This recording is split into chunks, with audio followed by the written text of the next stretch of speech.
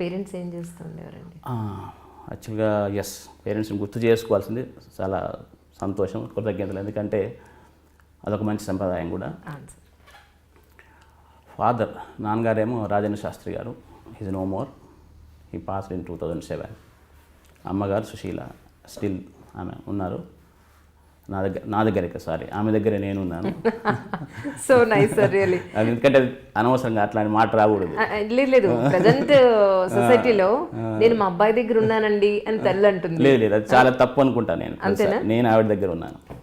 ఎందుకంటే ఆవిడ యాక్చువల్గా కొంచెం దీర్ఘకాల వ్యాధితో బాధపడుతున్నారు. బట్ నాకు ఒక అమ్మ ఉంది అని ఆ ఫీలింగ్ చాలా డిఫరెంట్ కదా. ఇప్పుడు నేను పెద్దవాడిని నేను అఫ్కోర్స్ మేము 10 people. అవునండి, 10 మంది సంతానమా? 10 మంది సంతానం. ఆ 10 మందిని అప్పుడు ఏమీ లేనప్పుడు ఎలా పెంచింది అనేది మనకు ఊహ కూడా అందదు. నిజం. ఒకళ్ళిద్దరినే పెంచడం చాలా కష్టంగా ఉంది. 11 మంది యాక్చువల్గా, బట్ 10 మంది సర్వైవింగ్. సో అంతమందిని ఒక మీగర్ రిసోర్సెస్తోని, ఒక వెరీ మీగర్ రిసోర్సెస్. నాన్నగారు ఏంటంటే మంచి పండితుడు, పురోహితుడు, తర్వాత బహుముఖ ప్రజ్ఞాశాలి అనొచ్చు. ఆయన ఇంగ్లీష్ చదువు వదిలేసి ఆయన వృత్తిని ఆయన ఎంచుకున్నారు.